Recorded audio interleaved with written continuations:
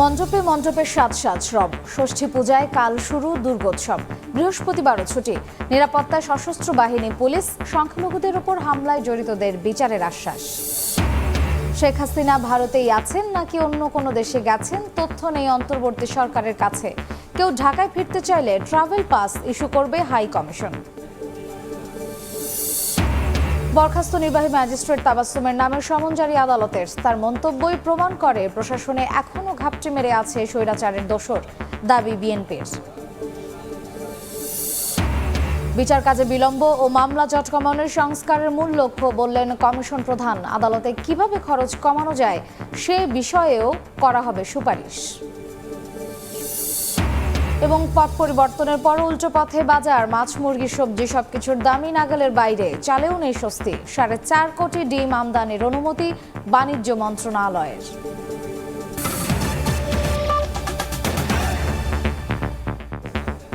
সময় সংবাদে সঙ্গে আছি আমি মার্জিয়া শ্রেয়া। শারদীয় দুর্গোৎসব ঘিরে মণ্ডপে মণ্ডপে সাজ সাজ রব। কাল ষষ্ঠী পুজোর মধ্য দিয়ে শুরু হচ্ছে দুর্গাপূজা। তবে কয়েকটি জেলায় আকস্মিক বন্যা পূজার আয়োজনকে ম্লান করেছে। রংতুলির আঁচড়ে মন্দিরের দেয়ালে ফুটিয়ে তোলা হয়েছে বন্যার্তদের দুর্দশার চিত্র। এদিকে যে কোনো অপ্রীতিকর পরিস্থিতি এড়াতে সতর্ক অবস্থানে সশস্ত্র বাহিনী ও পুলিশ। কোনো ধরনের নিরাপত্তা শঙ্কা নেই বলে জানিয়েছেন স্বরাষ্ট্র উপদেষ্টা।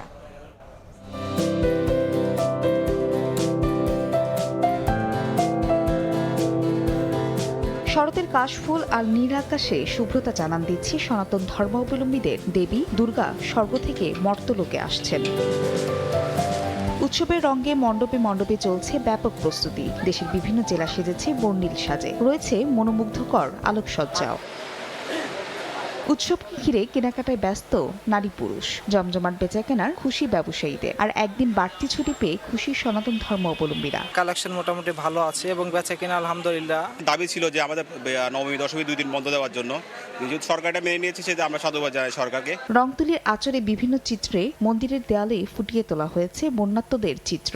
বানভাসীদের দুর্দশা লাঘবে বিশেষ প্রার্থনা জানাতেই এই থিম বলছেন শিল্পীরা। জমি জামা যাবতীয় সবকিছু হারিয়েছে, তাদের এই কষ্টগুলাই আমরা আসলে ফুটিয়ে তুলতে চেষ্টা করি। ভবিষ্যতে যেন সেই বন্যা থেকে আমরা রক্ষা পেতে পারি, মার কাছে আমাদের প্রার্থনা এইটাই। ধান দিয়েও সাজানো হয়েছে দেবী দুর্গাকে। পূজার আনুষ্ঠানিকতা শুরু না হলেও ব্যতিক্রমী প্রতিমা দেখতে ভিড় করছেন দর্শনার্থীরা। তবে দেশের রাজনৈতিক প্রেক্ষাপট আর বন্যায় পূজার আয়োজনে খুব একটা স্বতঃস্ফূর্ততা নেই। সবার যেন পূজাটা ভালোভাবে কাটুক, কোনো সাম্প্রদায়িক কোনো না হয়। এদিকে দুর্গাপূজা উপলক্ষে এরই মধ্যে মণ্ডপে মণ্ডপে অবস্থান নিয়েছে আনসার ও পুলিশ সদস্যরা। দায়িত্ব পালনে থাকবেন নিজস্ব স্বেচ্ছাসেবকও। স্বরাষ্ট্র উপদেষ্টা বলছেন এবারের পূজায় কোনো শঙ্কা নেই। দুর্গাপূজার কোনো ধরনের কোনো শঙ্কা নেই। এবার সব ধরনের বাহিনী ডিপ্লয় করা হয়েছে।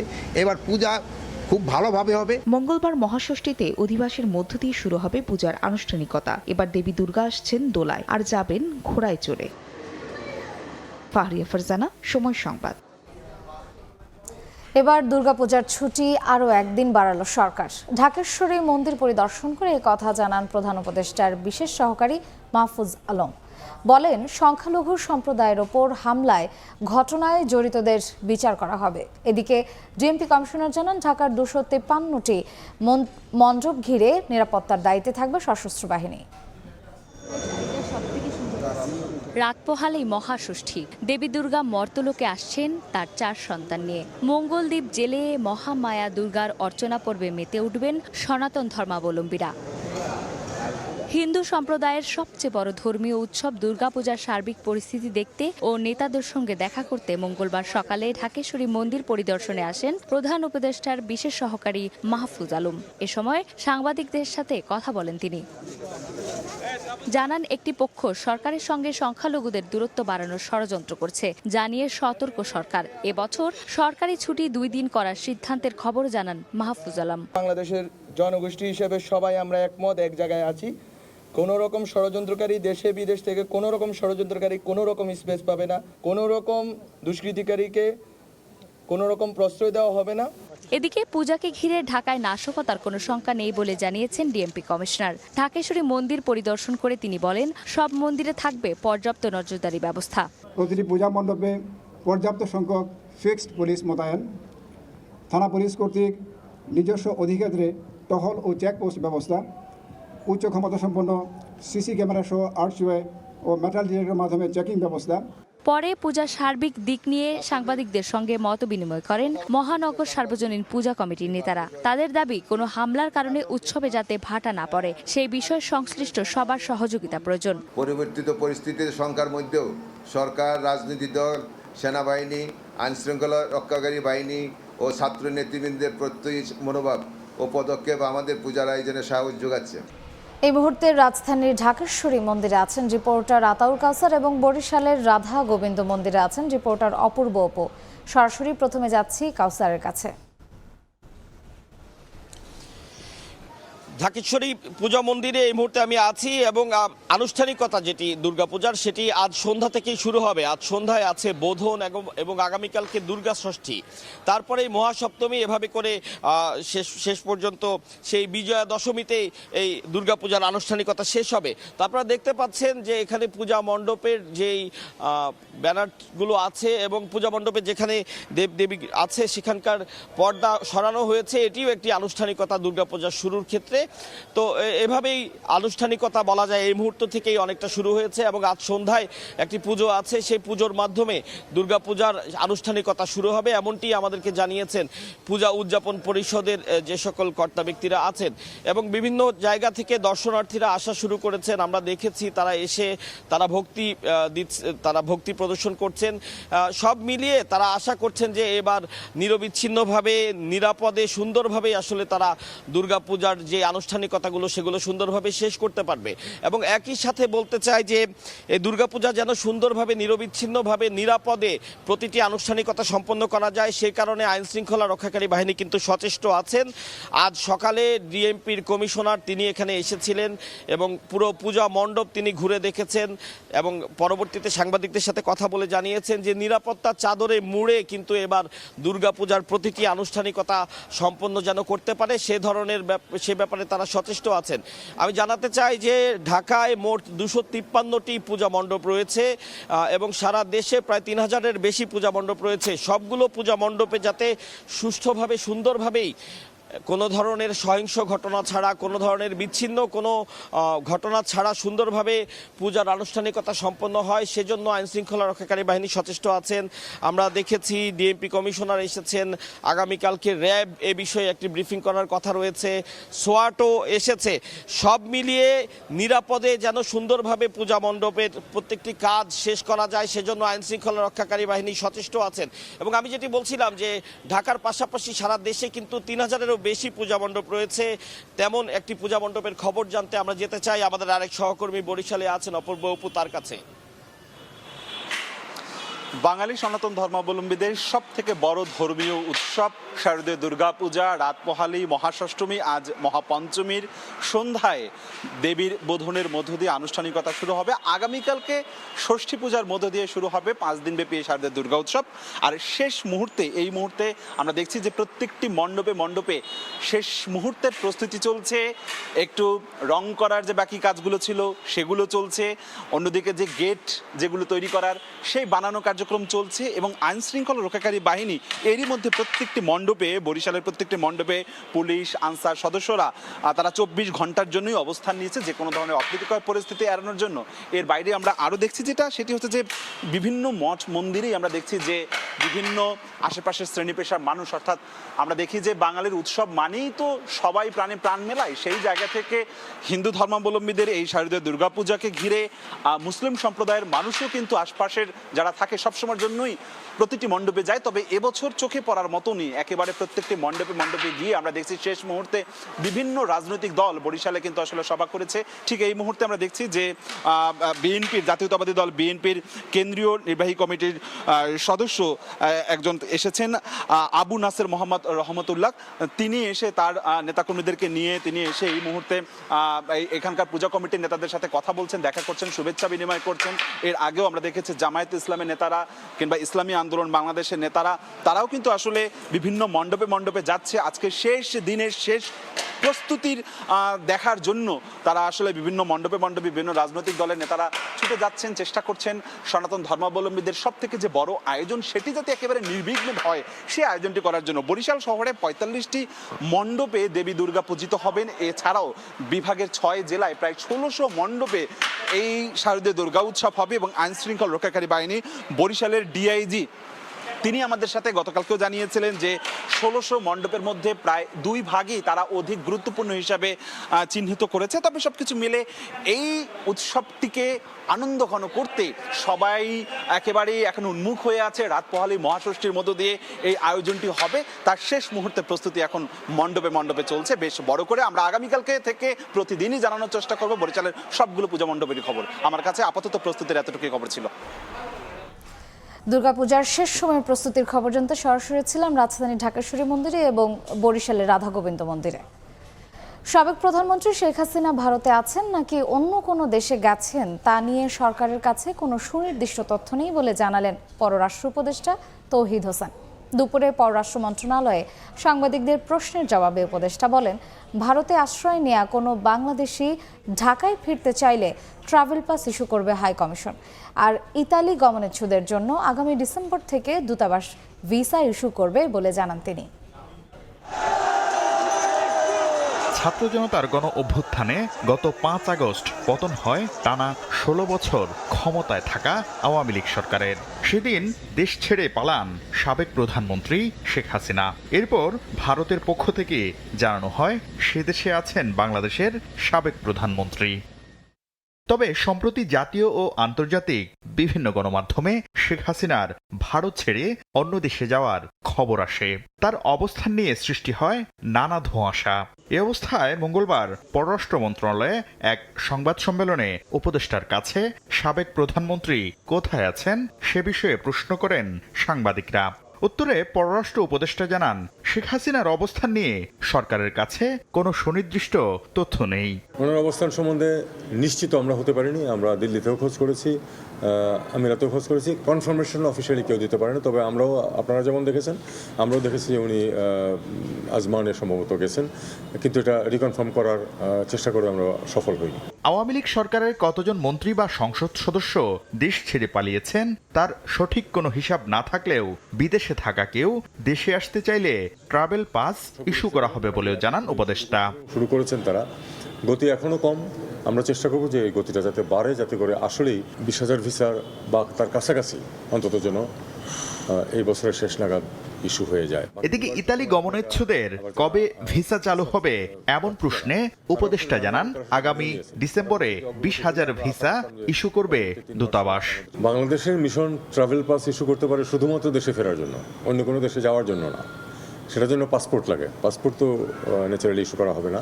তারা যদি দেশে ফিরতে চান তাদেরকে অবশ্যই ট্রাভেল পাস ইস্যু করা যেতে পারে থিওরিটিক্যালি, এবং তারা দেশে ফিরে আসতে পারেন। ভিসা ইস্যুর বিষয়টি প্রত্যেক দেশের নিজস্ব বিষয়, তাই ভিসার দাবিতে আন্দোলন কর্মসূচি নেতিবাচক প্রভাব ফেলতে পারে বলেও জানান পররাষ্ট্র উপদেষ্টা। আরও লোকজন হয়তো চলে যাবে। শাকির আহমেদ, সময় সংবাদ, ঢাকা। 2018 সালে বেগম খালেদা জিয়ার গাড়ি বহরে হামলার ঘটনায় শেখ হাসিনা সহ 106 জনের বিরুদ্ধে মামলা হয়েছে।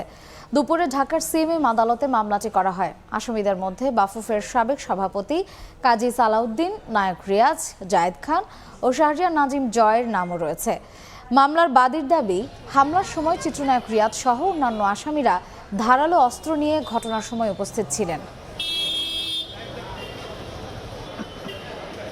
আন্দোলনে নিহত আবু সাঈদ ও অন্তর্বর্তী সরকারকে নিয়ে বিরূপ মন্তব্যের জেরে সাময়িক বরখাস্ত সহকারী কমিশনার তাপসি তাবাসসুম উর্মির নামে সমন জারি হয়েছে। আগামী 28 নভেম্বর তাকে হাজির হওয়ার নির্দেশ দিয়েছেন আদালত। এর আগে দুপুরে ঢাকার মেট্রোপলিটন ম্যাজিস্ট্রেট জাকির হোসেনের আদালতে গণ অধিকার পরিষদের গণমাধ্যম সমন্বয়ক আবু হানিফ বাদী হয়ে তাপসি তাবাসসুম উর্মির নামে মামলার আবেদন করেন। আবেদনে বলা হয়, উর্মি শুধু শহীদ আবু সাঈদ নয়, প্রধান উপদেষ্টার বিরুদ্ধেও অবমাননাকর বক্তব্য ফেসবুকে লিখেছেন, যার মাধ্যমে সংবিধান সম্মতভাবে গঠিত একটি সরকার প্রধান সম্পর্কে বিষোদ্গার করা হয়েছে। একই সঙ্গে সরকার উৎখাতের হুমকি দিয়ে জনমনে ভীতি সৃষ্টি করা হয়েছে।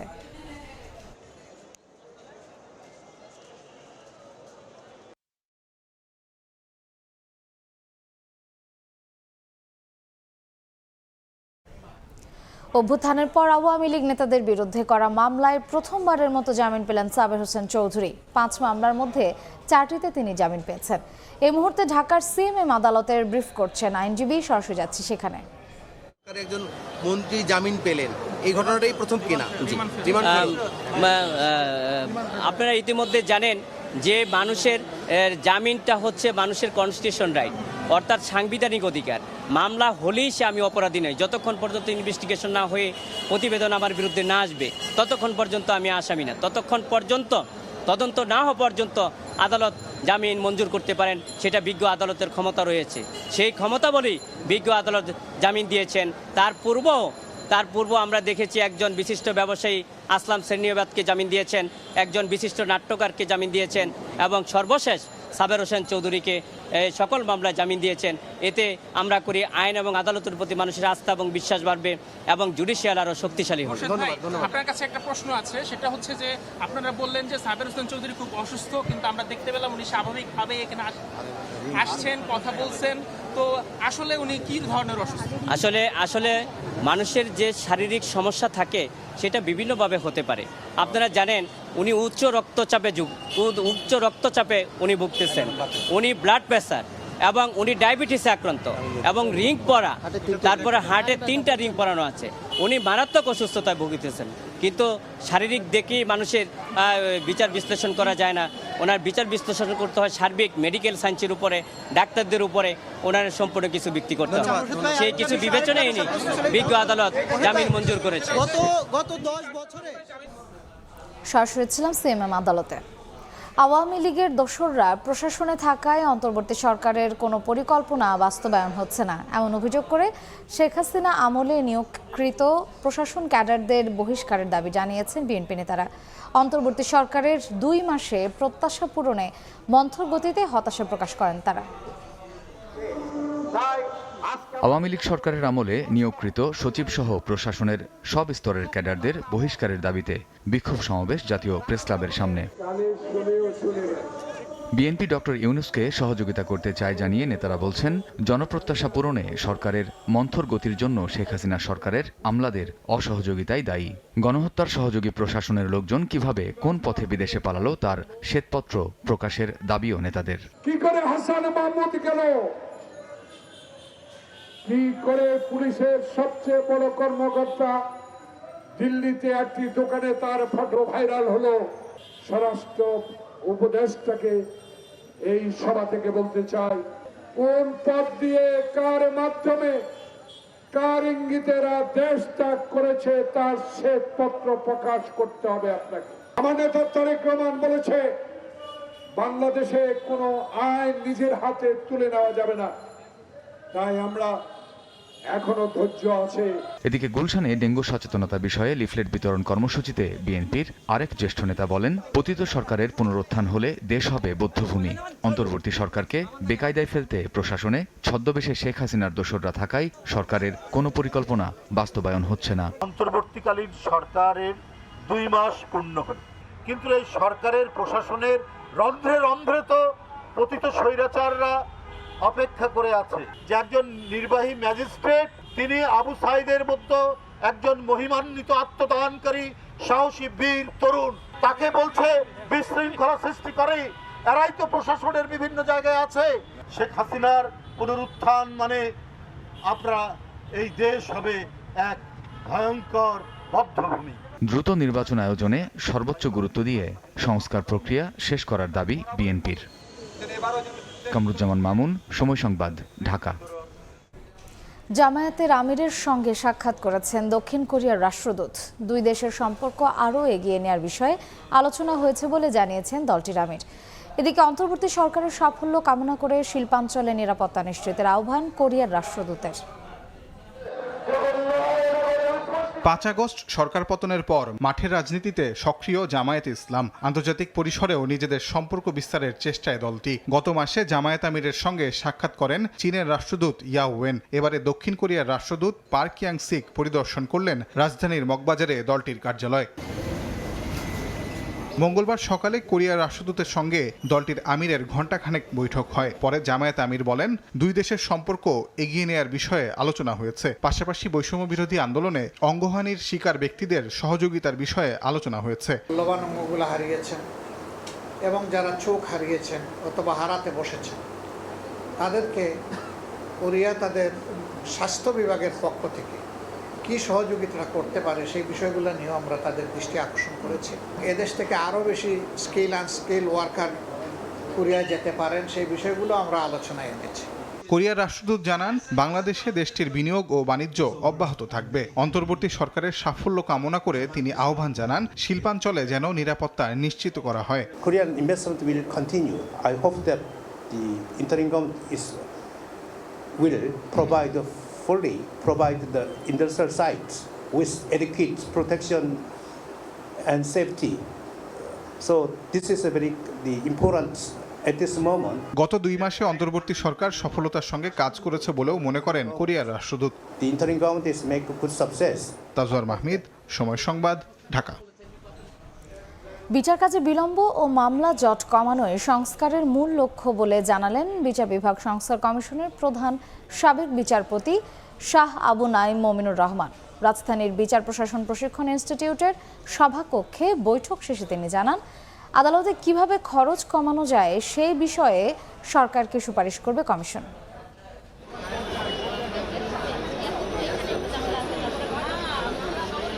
বিচারের বাণীর প্রতীক্ষায় দুয়ারে দুয়ারে ঘুরে চলা ৪৩ লাখ মামলার ভারে ঠাসা দেশের আদালত অঙ্গনে গুমড়ে কাঁদে বিচার প্রার্থীদের হাহাকার, চাপা আর্তনাদ। অন্যদিকে বিচার ব্যবস্থা কতটা স্বাধীনভাবে চলছে সুরাহা হয়নি সে প্রশ্নেরও।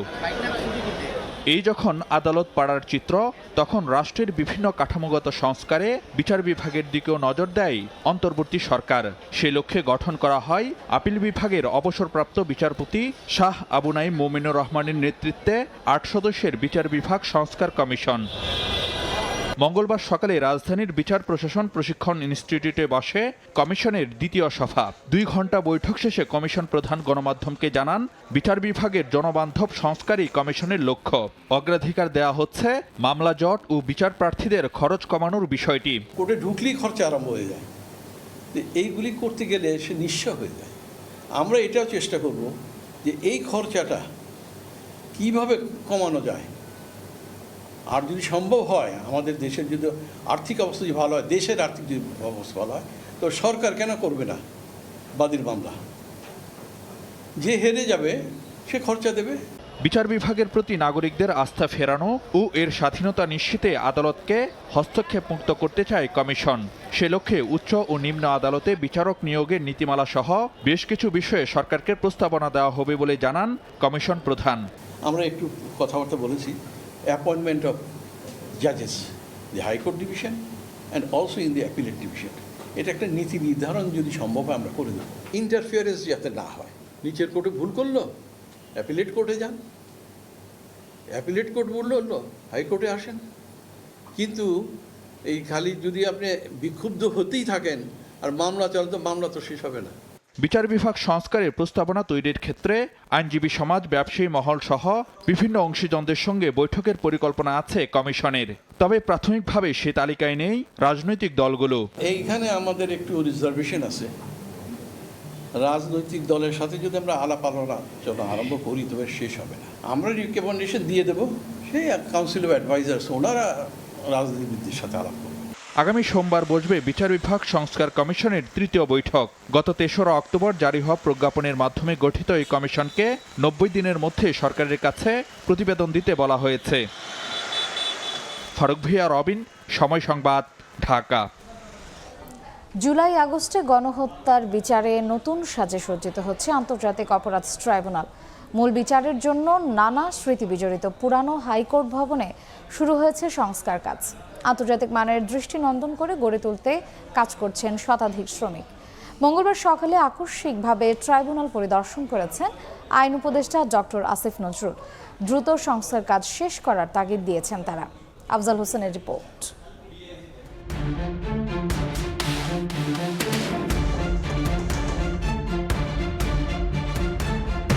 100 বছরের পুরনো হাইকোর্ট ভবন, অনেক স্মৃতি বিজড়িত যে ভবনে 2010 সালে প্রতিষ্ঠিত হয় আন্তর্জাতিক অপরাধ ট্রাইব্যুনাল।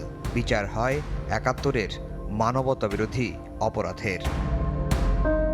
তবে এবার সেই ট্রাইব্যুনালে হবে জুলাই আগস্ট গণহত্যার বিচার। পরিত্যক্ত ভবনে কিভাবে বিচার হবে তা নিয়ে গেল কদিন তোড়জোড় ও সংস্কার নিয়ে আলোচনা হয়। মঙ্গলবার থেকে শুরু হয়েছে সংস্কার কাজ। নতুন করে বিচার কক্ষ সংস্কার, দেশি বিদেশি পর্যবেক্ষকদের বসার স্থান, সুসজ্জিত লাইব্রেরি তৈরি হবে এখানে। পুরো ভবন থাকবে সিসিটিভিতে মোড়ানো। ভিআইপি আসামিদের জন্য থাকবে উন্নত মানের হাজতখানা, থাকবে আসামির পরিবার ও তাদের আইনজীবীদের আলাদা বসার স্থান। ট্রাইব্যুনাল ভবনটিকে আন্তর্জাতিক মানের দৃষ্টিনন্দন করে গড়ে তুলতে কাজ করছে শতাধিক শ্রমিক। মঙ্গলবার সকালে আন্তর্জাতিক অপরাধ ট্রাইব্যুনালে আকস্মিক সংস্কার কাজ পরিদর্শন করেন আইন ও গণপূর্ত উপদেষ্টা। কর্মকর্তাদের নির্দেশ দেন দ্রুত সংস্কারের। প্রকৌশলী যারা ছিলেন তারাও উপস্থিত ছিলেন, তাদের কাজের অগ্রগতি সম্পর্কে জেনেছেন, তাদেরকে তাগিদ দিয়েছেন যত দ্রুত সময়ের মধ্যে সম্ভব পুরাতন কোর্ট বিল্ডিংটাকে ব্যবহার উপযোগী করা, যাতে মূল বিচার কার্যটা সেই ভবনে শুরু করা যায়। এখন পর্যন্ত ট্রাইব্যুনালে 60টিরও বেশি অভিযোগ জমা পড়েছে। এর মধ্যে 3টি ছাড়া প্রত্যেকটিতে প্রধান আসামি সাবেক প্রধানমন্ত্রী শেখ হাসিনা। আফজাল হোসেন, সময় সংবাদ, ঢাকা। সময় সংবাদে আরো থাকছে।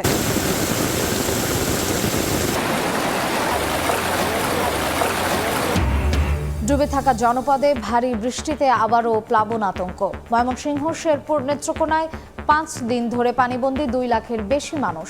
দেখা দিয়েছে খাদ্য সংকট।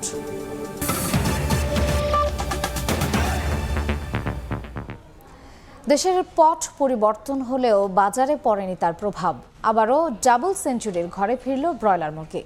সপ্তাহের ব্যবধানে 10 থেকে 15 টাকা বেড়ে এখন বিক্রি হচ্ছে 200 থেকে 210 টাকা কেজিতে। এদিকে মৌসুমের শেষে এসে আগুন ঝরছে ইলিশের বাজারে। অন্যদিকে কমতির আভাস নেই চালের বাজারেও। এতে নাভিশ্বাস উঠেছে নিম্ন ও মধ্যবিত্তের।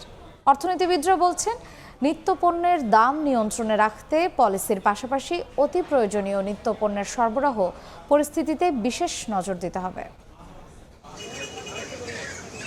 গত জুলাই ও আগস্টের শুরুর দিকে ব্রয়লার মুরগির দাম ছিল 200 টাকার ঘরে। হাসিনা সরকারের পতনের পর শিক্ষার্থী ও সরকারি সংস্থার মনিটরিংয়ে আগস্ট ও সেপ্টেম্বরে সেই দাম নামে 160 টাকায়। 2 মাস ওঠানামার পর আবারও ডাবল সেঞ্চুরির ঘরে ফিরল ব্রয়লার মুরগি। গত সপ্তাহেও এই পণ্যের দাম ছিল কেজি প্রতি 185 থেকে 190 টাকা। চলতি সপ্তাহের শুরু থেকেই বিক্রি হচ্ছে 200 থেকে 210 টাকা কেজিতে। খাদ্যের দাম বাড়ি দেওয়ার কারণে ছোট মুরগি ছাড়িয়ে যাচ্ছে, ছাড়িয়ে দেওয়ার কারণে ব্রয়লার দাম বেড়ে গেছে। আজকের বাজারে ব্রয়লার বিক্রি করতেছি 200 টাকা কেজি, পাকিস্তানি সোনালি বিক্রি করতেছি 260 টাকা কেজি, দেশি মুরগি 520 টাকা কেজি। সব মুরগির দাম একটু বাড়তি। 200 টাকা, 210 টাকা, 190 টাকা। তাহলে আগে তো অনেক ভালো হয়েছিল, হে তুলনায় তো এখন একদিকে সিন্ডিকেট ভাঙতেছে, আরেকদিকে ঘটতেছে। এদিকে রফতানি খবরের পর বাড়তির দিকে থাকা ইলিশের দাম এখন আকাশচুম্বী। বড় আকারের 1.5 কেজি ওজনের এক একটি মাছ বিক্রি হচ্ছে 2600 থেকে 2700 টাকায়। 1 কেজি ওজনের মাছ বেচাকেনা চলছে 1800 থেকে 1900 টাকায়। বিক্রেতারা বলছেন, মৌসুম শেষে মাছের সরবরাহ কমেছে আর এতে দাম বেড়েছে। 400 টাকা কেজিতে বাড়ছে। যতদিন মনে করেন এক্সপোর্ট নিতেছে এলসি, প্রতিদিন কেজি প্রতি 50 টাকা করে বাড়তেছে। এই টাইমটাতেই কিন্তু আমরা সবসময় ইলিশ পাই, কিন্তু দাম কোনো মতেই কমতেছে না, বরং আগে যা ছিল তার থেকে আরো বেড়ে গেছে। বড়টা খেতে পাচ্ছি না, ছোটটা নিচ্ছি, মানে ওই সে দুধের স্বাদ গলে মিটাচ্ছি। এদিকে বাড়তির দিকে চালের বাজার সব থেকে বেশি বেড়েছে মোটা চালের দাম। কমার সম্ভাবনা নাই, নতুন চাল যদি আসে 28 সেগুলো একটু দাম কমবে। আটার চালটার উপরে বেশি সমস্যা হয়ে গেছে। আটার চালটা এত দাম বাড়ছে কল্পনায় দিই। অর্থনীতিবিদরা বলছেন, সরকারকে মনিটরিং ও ফিসক্যাল পলিসির পাশাপাশি নিত্যপণ্যের সরবরাহ পরিস্থিতিতে বিশেষ নজর দিতে হবে। এসেনশিয়াল প্রোডাক্টগুলোর কিন্তু প্রোডাক্ট স্পেসিফিক এই মনিটরিংটা করতে হবে এবং এই 3টা যেটা মনিটারি পলিসি, ফিসক্যাল পলিসি এবং বাজার ব্যবস্থাপনা, সেটি ইন্ডিভিজুয়াল প্রোডাক্টের ক্ষেত্রে স্পেসিফিক যে আছে তার সাপ্লাই চেইনগুলো মনিটর করে প্রয়োজনীয় যদি ব্যবস্থা গ্রহণ করে, অবশ্যই ফিসক্যাল পলিসি, মনিটারি পলিসি এবং বাজার ব্যবস্থাপনা এই 3টার সমন্বয় করতে হবে। এদিকে 7 অক্টোবর নিত্য প্রয়োজনীয় দ্রব্যের বাজার ও সরবরাহ পরিস্থিতি তদারকি এবং পর্যালোচনার জন্য জেলা পর্যায়ে 10 সদস্যের বিশেষ টাস্কফোর্স গঠন করেছে বাণিজ্য মন্ত্রণালয়। ফরহাদুর রহমান, সময় সংবাদ, ঢাকা। বাজার স্থিতিশীল রাখতে 7 প্রতিষ্ঠানকে 4.5 কোটি ডিম আমদানির অনুমতি দিয়েছে বাণিজ্য মন্ত্রণালয়। বাণিজ্য মন্ত্রণালয়ের এক বিজ্ঞপ্তিতে জানানো হয়, দেশে প্রতিদিন প্রায় 5 কোটি পিস ডিমের চাহিদা রয়েছে। বর্তমানে ডিমের বাজার পরিস্থিতি বিবেচনায় ও দাম স্থিতিশীল রাখতে সাময়িকভাবে সীমিত সময়ের জন্য 7টি প্রতিষ্ঠানকে ডিম আমদানির অনুমতি দেওয়া হয়েছে। এই আমদানির অনুমতির মেয়াদ আগামী 31 ডিসেম্বর পর্যন্ত বহাল থাকবে।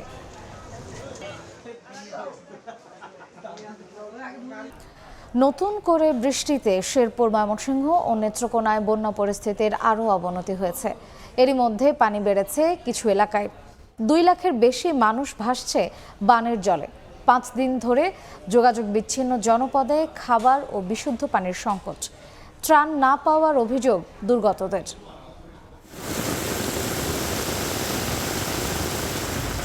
বন্যার পানি যখন নামতে শুরু করেছে তখন আবারও প্লাবন আতঙ্ক বাড়াচ্ছে বৃষ্টি। শেরপুর, ময়মনসিংহ ও নেত্রকোনায় বৃষ্টিতে নতুন নতুন এলাকা প্লাবিত হচ্ছে। এতে বন্যা পরিস্থিতি আরও অবনতির শঙ্কায় স্থানীয়রা। পাহাড়ি ঢলে কিছু কিছু নদ নদীর পানি বিপদসীমায়, আবারও কোথাও পানি নেমে গেলেও দুর্গতদের দুর্ভোগ কাটেনি। 2 লাখের বেশি মানুষ পানিবন্দী অবস্থায় দিন পার করছেন। 5 দিন ধরে যোগাযোগ বিচ্ছিন্ন হয়ে পড়েছে। খাবার ও বিশুদ্ধ পানির সংকটে বন্যা কবলিতরা। নেত্রকোনাতেও গ্রামের পর গ্রাম তলিয়ে গেছে। সড়ক, খালবিল, মাঠঘাট সব পানিতে একাকার। এখন পর্যন্ত জেলায় 1 জনের মৃত্যুর খবর পাওয়া গেছে। হাঁটুয়ানি আর উড়ানো হয়েছে কমর পানি, আর বাথরুম হয়েছে গলাহানি। বন্যার মধ্যে যখন বাঁচতেছে, গরু ছাগল ব্যক্ত বাঁচতে যাইতেছে গা, ফুলা হরিলে ওখানে রান্না খাওয়ালা কিছুই নাই। কই রান্নবো, কই কি করবো? ফেলান মূলা এগুলা টোগুলা যদি কিছু যদি পানি যদি পাওয়া যেত তাহলে ফোলাফানা কিছু ফান টান যেত। উজানের দিকে পানি সরতে শুরু করলো মঙ্গলবারের বৃষ্টিতে ময়মনসিংহে বন্যা পরিস্থিতির আরও অবনতি হয়েছে। 1.5 লাখ মানুষ বানের ঝলে ভাসছে। বাড়ির উঠানেও নৌকা নিয়ে চলতে হচ্ছে এলাকাবাসীকে। ত্রাণ ঠিকমতো না পাওয়ায় ক্ষোভের শেষ নেই বানভাসীদের। বাড়িঘর পানির নিচে, বাড়িঘর ছাড়িয়ে দিতেছি, বাড়িঘর ভাঙ্গে পড়ে যাইতেছে গা, পানি খাওয়ার কোনো ব্যবস্থা নাই। আমরা গরু বাসন নিয়ে শ্বশুর বাড়ি গেছিলাম গা, গড়টা ফিরে যাইতেছে, আবার বাস টাস নিয়ে টিকা দেবার লাগে গড় ফেরাবার লাগে আবার আইছি। শেরপুরেও নিম্নাঞ্চলগুলোতে এখনো বাড়ি ঘরে পানি। তবে কোথাও কোথাও পরিস্থিতি উন্নতি হওয়ায় আশ্রয়কেন্দ্র থেকে নিজ ঠিকানায় ফিরছেন বন্যা কবলিতরা। ত্রাণ সহায়তা নিয়ে এগিয়ে এসেছে সেনাবাহিনী। লাবিব হাসান, সময় সংবাদ। এই মুহূর্তে ময়মনসিংহের হালুয়াঘাটে আছেন রিপোর্টার ওবায়দুল হক। সরাসরি যাচ্ছি তার কাছে। বন্যার সময় যতই দীর্ঘায়িত হচ্ছে, মানুষের কষ্ট কিন্তু ততই বাড়ছে। একদিকে বাড়িঘরে আটকে থাকার কষ্ট, অন্যদিকে খাবারের কষ্ট, সেই সাথে এই ফসল নষ্ট হয়ে যাওয়ার বেদনা, সবকিছু মিলিয়ে আসলে মানুষ দিশেহারা অবস্থায় রয়েছে। আমি এখন আছি ময়মনসিংহের হালুয়াঘাট উপজেলার নড়াইল ইউনিয়নের একটি বাড়িতে। নিশ্চয়ই আপনারা দেখতে পাচ্ছেন যে এখানে এখনো উজান থেকে নেমে আসা পানি আসলে কিভাবে নামছে এবং বাড়ি ঘরে প্রবেশ করছে। এই যে পানি নামছে, এই পানি কিন্তু নিচু এলাকাগুলো আরো বেশি প্লাবিত করছে। বাড়িঘরগুলো কিন্তু আরো বেশি পানি বৃদ্ধি হওয়ার কারণে মানুষের দুর্ভোগ কিন্তু আরো বাড়ছে। আমরা সকাল থেকে হালুয়াঘাটের বিভিন্ন এলাকায় ঘুরেছি। আমরা দেখেছি যে বন্যার পানি দীর্ঘস্থায়ী হওয়ার কারণে কিন্তু এই যে মানুষজনের বাড়িঘর রয়েছে সেগুলো কিন্তু অনেকটাই ভাঙতে শুরু করেছে। অনেকেই চেষ্টা করছেন সেই নিজেদের নিরাপদ আশ্রয় থেকে আবারও বাড়িঘরে এসে সেই সব মানুষজন আসলে তাদের বাড়িঘরকে রক্ষা করার জন্য চেষ্টা করছেন। আসলে আমি যদি একটু জানাই যে ময়মনসিংহের এই 3 উপজেলায় কিন্তু ধুমাউড়া উপজেলায় 11,700 হেক্টর জমির আমন ধান, হালুয়াঘাটে 7,600 হেক্টর, ফুলপুরে 3,630 হেক্টর আমন ধান কিন্তু তলিয়ে গেছে। এছাড়া যে মৎস্য খামার কিন্তু 3 উপজেলায় 10,751 মৎস্য খামার কিন্তু তলিয়ে গেছে। এছাড়া 7,080 জন মৎস্য চাষী ক্ষতিগ্রস্ত হয়েছেন। মৎস্য খাতে প্রায় 60 কোটি টাকা ক্ষতি হয়েছে। এই ধরনের ক্ষতির সম্মুখীন কিন্তু এই 3টি উপজেলার মানুষজন হয়েছে। আজকে সকালের পর থেকে বৃষ্টি কমেছে, তবে আমরা দেখেছি যে ভোর থেকে সকাল পর্যন্ত কিন্তু মানুষ এই দুর্ভোগ বেড়েছে, কারণ ভারী বৃষ্টি হয়েছে, পানি আরো বৃদ্ধি পেয়েছে। আমরা জানতে পেরেছি যে ময়মনসিংহের ফুলপুর উপজেলায় কিন্তু এক তরুণ কিন্তু পানিতে ডুবে মারা গেছে। সে বন্যার পানিতে মাছ ধরতে গিয়েছিল। এ নিয়ে শুধুমাত্র ফুলপুরে কিন্তু 2 জনের মৃত্যু হলো এই বন্যায়। এছাড়া হালুয়াঘাটে কিন্তু যে উজানের এলাকাগুলো আছে সেখান থেকে পানি নামছে, তবে নিচু এলাকাগুলো কিন্তু আরো বেশি পানি বাড়ছে, এতে করে কিন্তু দুর্ভোগ বাড়ছে। তবে এই ত্রাণের যে বিষয়টি, ত্রাণ সামগ্রীর কথা কিন্তু যে মানুষজন বলছিলেন যে কুমিল্লা ফেনীর বন্যায় যেভাবে মানুষ এগিয়ে এসেছিলেন বা ত্রাণ বিতরণ করেছিলেন এই হালুয়াঘাট, ধুবাউড়া এবং ফুলপুরের বন্যার্তদের জন্য, সেটি কিন্তু তারা পাচ্ছেন না বলে আমাদেরকে জানিয়েছেন। তারা চেয়েছেন যে তাদের পাশে যেন দাঁড়ায় সাধারণ মানুষ বা বিভিন্ন এলাকার মানুষ। তো এই ছিল ময়মনসিংহের বন্যার সর্বশেষ পরিস্থিতি। বন্যা পরিস্থিতির সবশেষ জানতে সরাসরি ছিলাম ময়মনসিংহের হালুয়াঘাটে। জুলাই গণ অভ্যুত্থানের পর প্রথম কোন আওয়ামী লীগ নেতা হিসেবে সব মামলায় জামিন পেলেন সাবের হোসেন চৌধুরী। এই মুহূর্তে ঢাকার সিএমএম আদালতে আছেন রিপোর্টার আসিফ মোহাম্মদ সিয়াম। সরাসরি যাচ্ছি সেখানে। গেল প্রায় 2 মাস ধরে আমরা দেখতে পাচ্ছি যে আওয়ামী লীগের বিভিন্ন নেতা এবং সাবেক পুলিশের বিভিন্ন কর্মকর্তাদেরকে ঢাকার সিএমএম আদালতে হত্যা মামলা সহ বিস্ফোরক দ্রব্য মামলা, বিভিন্ন মামলা তোলা হচ্ছে, কিন্তু এখন পর্যন্ত শুধুমাত্র জামিন আবেদন করা হয়েছে, যা নামঞ্জুর হয়ে তাদেরকে কারাগারে প্রেরণ করা হয়েছে, তাদেরকে রিমান্ড দেওয়া হয়েছে। কিন্তু আজ এই প্রথম আওয়ামী লীগের সাবেক বন ও পরিবেশ মন্ত্রী সাবের হোসেন চৌধুরীকে তাকে 6টি মামলাতে তাকে জামিন আবেদন তার নাম মঞ্জুর করা হয়েছে এবং তার বাসায় যেতে এখন আর কোনো ধরনের বাধা নেই। আমরা জানি যে রোববার তাকে প্রথমত গ্রেফতার করা হয়, এরপর সোমবার তাকে পল্টন থানার একটি মামলায় 5 দিনের জন্য জামিন রিমান্ড দেওয়া হয়, কিন্তু রিমান্ডে 1 দিন পরে তাকে আজকে ঢাকার সিএমএম আদালতে তোলা হয়েছে এবং আসামি পক্ষের আইনজীবীরা যেটা বলছেন যে তার থেকে যত তথ্য পাওয়ার ছিল সেই তথ্য তারা পেয়ে গেছেন, যার কারণে তার রিমান্ড সম্পূর্ণরূপে কার্যকর হয়েছে এবং তাদের দাবি যে সাবের হোসেন চৌধুরী তার ঘাড়ে ব্যথা, হার্টে 3টি রিং পরানো আছে এবং উচ্চ রক্তচাপ সহ বিভিন্ন রোগে তিনি আক্রান্ত, ফলে তার জামিনের আবেদন করেন। যদিও আমরা দেখতে পেয়েছি যে সাবের হোসেন চৌধুরী বেশ স্বাভাবিকভাবেই আদালত প্রাঙ্গণে নিজেই হেঁটে 4 তলায় তিনি উঠে যান এবং তিনি বেশ স্বাভাবিকভাবেই কথা বলছিলেন, কিন্তু আসামিপক্ষ দাবি করেছেন যে তিনি অসুস্থ এবং তিনি কথা বলতে পারছিলেন না রিমান্ডে, এজন্য তার আজকে জামিন আবেদন করা হয়েছে এবং এই জন্য ঢাকা এর জন্য বিজ্ঞ আদালত তাকে খিলগাঁওয়ের 4টি মামলা এবং পল্টনের 2টি মামলায় তাকে আজকে জামিন দিয়েছেন। তো এই জামিনের প্রেক্ষিতে রাষ্ট্রপক্ষের সহায়তাকারী যে আইনজীবী যারা আছেন, বিএনপিপন্থী আইনজীবী যারা আছেন, তারা আদালতে ক্ষোভ প্রকাশ করেন এবং তারা এই জামিনের বিরুদ্ধে তারা পুনরায় আপিলের কথা বলেন, কিন্তু কিছুক্ষণের মধ্যেই সাবের হোসেন চৌধুরী এই ঢাকা সিএমএম আদালত থেকে তিনি বাসার উদ্দেশ্যে রওনা দিবেন। এছাড়া আজকে সকালবেলা সাবেক আইজিপি পুলিশের মহাপরিদর্শক চৌধুরী আব্দুল্লাহ মামুনকে মোট 17টি মামলায় 48 দিনের রিমান্ড দেওয়া হয়েছে। তো ঢাকার সিএমএম আদালত থেকে আমার কাছে এই ছিল সর্বশেষ। সরাসরি ছিলাম সিএমএম আদালতে। নার্সিং ও মিডওয়াইফারি অধিদপ্তর থেকে সব আমলাকে অপসারণ করে নার্সদের পদায়নের 1 দফা দাবিতে আবারও কর্মবিরতি পালিত হয়েছে। সারা দেশে নার্সদের কর্মবিরতির কারণে ভোগান্তি পোহাতে হয় রোগীদের, আটকে থাকে অস্ত্রোপচারও। তবে হাসপাতালগুলোতে জরুরি সেবা অব্যাহত রাখা হয় বলে দাবি নার্সদের। দাবি আদায়ে আবারও মাঠে নেমেছেন নার্সরা। সেবা বন্ধ রেখে স্লোগান নিয়ে জড়ো হন হাসপাতাল প্রাঙ্গণে। নার্সিং ও মিডওয়াইফারি অধিদপ্তর থেকে প্রশাসন ক্যাডারদের অপসারণের দাবিতে প্রায় 1 মাস ধরে চলছে তাদের বিভিন্ন কর্মসূচি।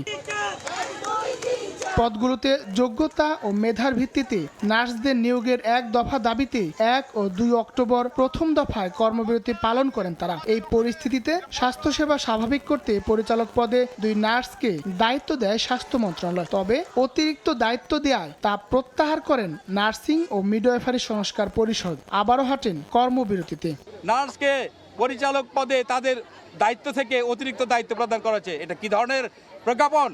এটা চক্রান্তমূলক প্রজ্ঞাপন। তারা শুভঙ্করের ফাঁকি দিয়েছেন। এই অর্ডার আমরা প্রত্যাখ্যান করেছি।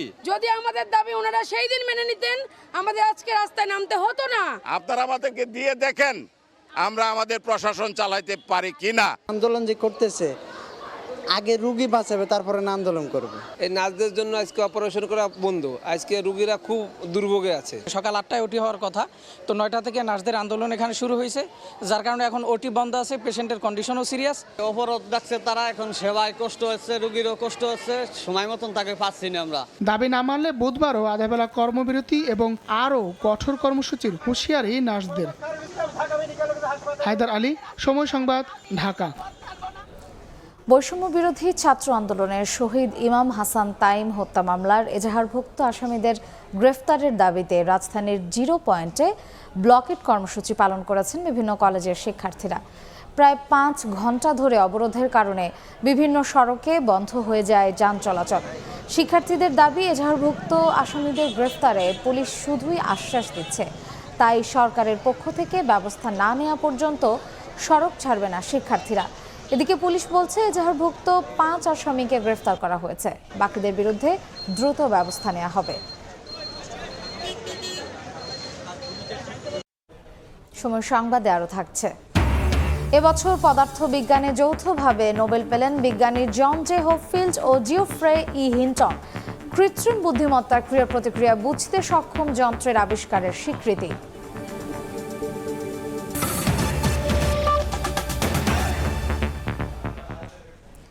দেশে বাঘের সংখ্যা বেড়েছে 9.5%।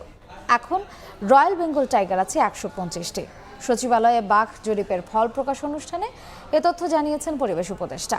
সুন্দরবন ও সেন্ট মার্টিন ভ্রমণ শিগগিরই নিয়মের মধ্যে আনা হবে বলেও জানিয়েছেন উপদেষ্টা।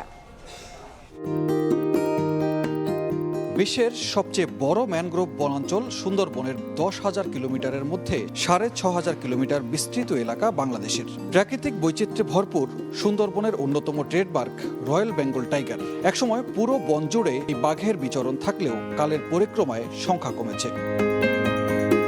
তবে 2024-এর সবশেষ বাঘ জরিপের তথ্য বলছে 10 বছরে বাংলাদেশের অংশে 19টি বাঘ বেড়ে সংখ্যা দাঁড়িয়েছে 125টিতে।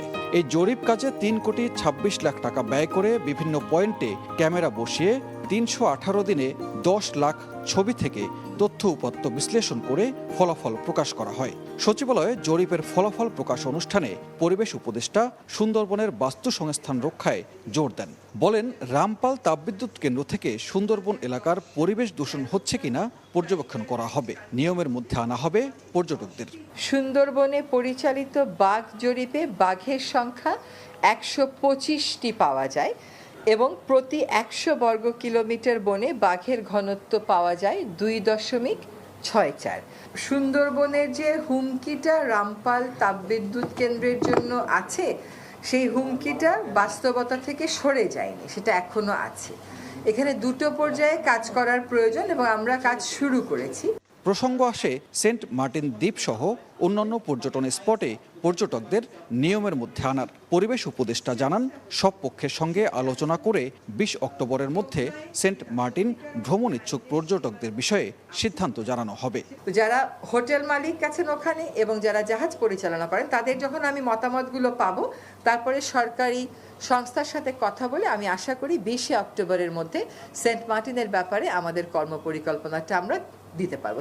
সুন্দরবনের পাশাপাশি অন্য প্রাকৃতিক বনগুলো বাঁচাতে উদ্যোগ গ্রহণ করা হয়েছে বলেও জানান পরিবেশ উপদেষ্টা। পরিষ্কার সুন্দরবনের ক্ষতি। সানবীর রূপল, সময় সংবাদ, ঢাকা। এবছর পদার্থ বিজ্ঞানে যৌথভাবে নোবেল পেলেন বিজ্ঞানী জন জে হপফিল্ড ও জিওফ্রে ই হিন্টন। মঙ্গলবার সুইডেনের স্টকহোমে রয়্যাল সুইডিশ একাডেমি থেকে নোবেল জয়ীর নাম ঘোষণা করা হয়। যন্ত্রকে মানুষের মস্তিষ্কের কর্মপদ্ধতি বুঝতে সক্ষম করে তোলার পদ্ধতি আবিষ্কারের স্বীকৃতিস্বরূপ মার্কিন নাগরিক হপফিল্ড ও ব্রিটিশ কানাডিয়ান নাগরিক হিন্টন নোবেল পেয়েছেন। চিকিৎসা শাস্ত্রে 2 মার্কিন বিজ্ঞানীকে নোবেল পুরস্কার ঘোষণার একদিন পর মঙ্গলবার পদার্থবিজ্ঞানের নোবেল পুরস্কার বিজয়ীদের নাম ঘোষণা করা হয়। এই বছর পদার্থবিজ্ঞানে যৌথভাবে নোবেল পেলেন বিজ্ঞানী জন জে হপফিল্ড ও জিওফ্রে ই হিন্টন। যন্ত্র বা কম্পিউটারকে মানুষের মস্তিষ্ক যেভাবে কাজ করে তার অনুকরণে তথ্য উপাত্ত বিশ্লেষণ করতে সক্ষম করে তোলার পদ্ধতি আবিষ্কার করেছেন তারা। নোবেল বিজয়ী হপফিল্ড মার্কিন নাগরিক ও Geoffrey E Hinton British Canadian নাগরিক। To achieve John J Hopfield 1958 সালে যুক্তরাষ্ট্রের কর্নেল বিশ্ববিদ্যালয় থেকে পিএইচডি ডিগ্রি লাভ করেন। বর্তমানে তিনি প্রিন্সটন বিশ্ববিদ্যালয়ে অধ্যাপক হিসাবে কর্মরত আছেন। জিওফ্রে ই হিন্টন তার পিএইচডি ডিগ্রি 1978 সালে যুক্তরাষ্ট্রের ইউনিভার্সিটি অফ এডিনবার্গ থেকে সম্পন্ন করেন। বর্তমানে তিনি কানাডার ইউনিভার্সিটি অফ টরন্টোতে অধ্যাপক হিসেবে কাজ করছেন। তাদের গবেষণা মেশিন লার্নিং ও এআই তথা কৃত্রিম বুদ্ধিমত্তার উন্নয়নে গুরুত্বপূর্ণ ভূমিকা রাখছে। নোবেল জয়ী এই বিজ্ঞানীরা পাবেন একটি নোবেল মেডেল, একটি সনদপত্র এবং 1,10,00,000 সুইডিশ ক্রোনা। বাংলাদেশি মুদ্রায় এর অর্থমূল্য প্রায় 12,80,00,000 টাকা। যৌথভাবে বিজয়ী হওয়ায় তাদের মধ্যে এই অর্থ সমান ভাগে ভাগ করে দেওয়া হবে। বুধবার রসায়ন ও বৃহস্পতিবার সাহিত্যে নোবেল ঘোষণা করা হবে। শুক্রবার শান্তিতে এবং 14 অক্টোবর অর্থনীতিতে নোবেল পুরস্কার ঘোষণা করা হবে। ইয়াসিন মোহাম্মদ জিসান, সময় সংবাদ। সময় সংবাদের শীর্ষ সংবাদগুলো জানিয়ে দিচ্ছে আরেকবার। মণ্ডপে মণ্ডপে সাজ সাজ রব। ষষ্ঠী পূজায় কাল শুরু দুর্গোৎসব। বৃহস্পতিবারও ছুটি। নিরাপত্তায় সশস্ত্র বাহিনী, পুলিশ। সংখ্যালঘুদের উপর হামলায় জড়িতদের বিচারের আশ্বাস। শেখ হাসিনা ভারতেই আছেন নাকি অন্য কোনো দেশে গেছেন তথ্য নেই অন্তর্বর্তী সরকারের কাছে। কেউ ঢাকায় ফিরতে চাইলে ট্রাভেল পাস ইস্যু করবে হাই কমিশন। এবং অভ্যুত্থানের পর আওয়ামী লীগ নেতাদের মধ্যে করা মামলায় প্রথমবারের মতো জামিন পেলেন সাবের হোসেন চৌধুরী। শেখ হাসিনা সহ 106 জনের বিরুদ্ধে আরও একটি মামলা।